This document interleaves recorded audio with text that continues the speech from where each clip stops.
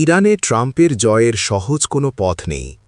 ইরানে যুক্তরাষ্ট্রের president Donald ট্রাম্পের মূল লক্ষ্য হল জয়, তবে পথ সহজ নয়। বিশ্লেষকদের মতে টিকে থাকার লড়াইয়ে দৃঢ়তা দেখিয়ে যাচ্ছে ইরান। তাই দেশটির একটি আদর্শিক শাসন ব্যবস্থার বিরুদ্ধে ট্রাম্পের সামনে জয়ের কোনো সহজ পথ খোলা নেই। বিশ্লেষকদের আশঙ্কা, ইরানের কেন্দ্রীয় সরকারের ওপর যে কোনো ধরনের হামলার বিপরীতে দেশটি এবার বড় ধরনের প্রতিশোধ নিতে পারে। 2020 সালে শীর্ষ জেনারেল কাসেম সুলাইমানিকে হত্যা কিংবা গত জুনে দেশটির পারমাণবিক স্থাপনায় মার্কিন বোমা হামলার বিপরীতে ইরান যে প্রতীকী প্রতিক্রিয়া দেখিয়েছিল, এবারের পরিস্থিতি তার চেয়ে ভিন্ন ও ভয়াবহ হতে পারে। বিশেষজ্ঞরা মনে করছেন, ইরানের সর্বোচ্চ নেতা আলী খামেনি বা শীর্ষ কর্মকর্তাদের হত্যার উদ্দেশ্যে অভিযান চালালেও এ শাসন ব্যবস্থার পতন নিশ্চিত করা সম্ভব হবে না। উল্টো এটি ইরানকে আরও অস্থিতিশীল করে তুলতে পারে। অন্যদিকে দীর্ঘমেয়াদী যুদ্ধ ওয়াশিংটন এবং মধ্যপ্রাচ্যের জন্য বিপর্যয়কর ও ব্যয়বহুল প্রমাণিত হতে পারে।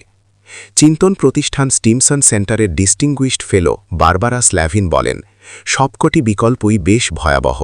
তিনি আরও বলেন, শাসক গোষ্ঠী যখন দেখবে তাদের পিঠ দেয়ালে ঠেকে গেছে, তখন তারা এই অঞ্চলে থাকা মার্কিন বাহিনী এবং তাদের মিত্রদের উপর ভয়াবহভাবে চড়াও হতে পারে। চলতি বছরের শুরু থেকে ইরান জুড়ে সরকার বিরোধী বিক্ষোভ শুরু হলে ইরানের সরকার তা কঠোরভাবে দমন শুরু করে।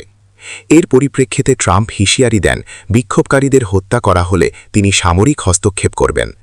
2 সপ্তাহ ধরে ট্রাম্প বেশ কয়েকবার বিক্ষোভকারীদের আশ্বস্ত করে বলেছিলেন সহায়তা আসছে, তবে আন্দোলনকারীদের ওপর তেহরানের কঠোর দমনপীড়ন থামেনি। ইরান আর ভেনেজুয়েলা এক নয়। ইরানে বিক্ষোভের তীব্রতা আপাতত কিছুটা কমছে, তবে বিশেষজ্ঞরা সতর্ক করে বলছেন সংকট এখনও কাটেনি এবং পরিস্থিতি দ্রুত পরিবর্তন হতে পারে। যে কোনো সময় বিক্ষোভের আগুন আবারও জ্বলে উঠতে পারে। অন্যদিকে ট্রাম্পও এখন পর্যন্ত সামরিক হস্তক্ষেপের পথ থেকে পুরোপুরি সরে আসেননি। তবে বিশেষজ্ঞরা বলছেন, ইরানে ট্রাম্পের জন্য দ্রুত কোনো সামরিক বিজয় অর্জন করা প্রায় অসম্ভব। স্টিমসন সেন্টারের বারবারা স্ল্যাভিন বলেন, ইরান আর ভেনেজুয়েলা এক নয়। অস্তিত্বের সংকটে ইরান। 2025 সালে জুনে পারমাণবিক স্থাপনায় হামলার পর তেহরানের প্রতিক্রিয়া ছিল অনেকটা সংযত। কাতারের আল উদেইদ ঘাঁটিতে কয়েকটি ক্ষেপণাস্ত্র ছুড়লেও তাতে কোনো মার্কিন সেনার প্রাণহানি ঘটেনি। কিন্তু বিশ্লেষক ত্রিতা পার্সি মনে করেন, ইরান এখন এমন এক অবস্থানে পৌঁছেছে যে তারা হয়তো আর ওয়াশিংটনের সঙ্গে বড় সংঘাত এড়ানোর নীতিতে অটল থাকবে না।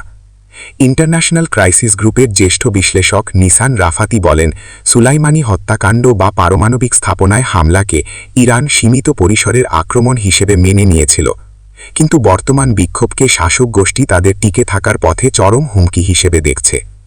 এই পরিস্থিতিতে আমেরিকার যে কোনো ছোট হামলাও তেহরানকে বেপরোয়া সিদ্ধান্তের দিকে ঠেলে দিতে পারে।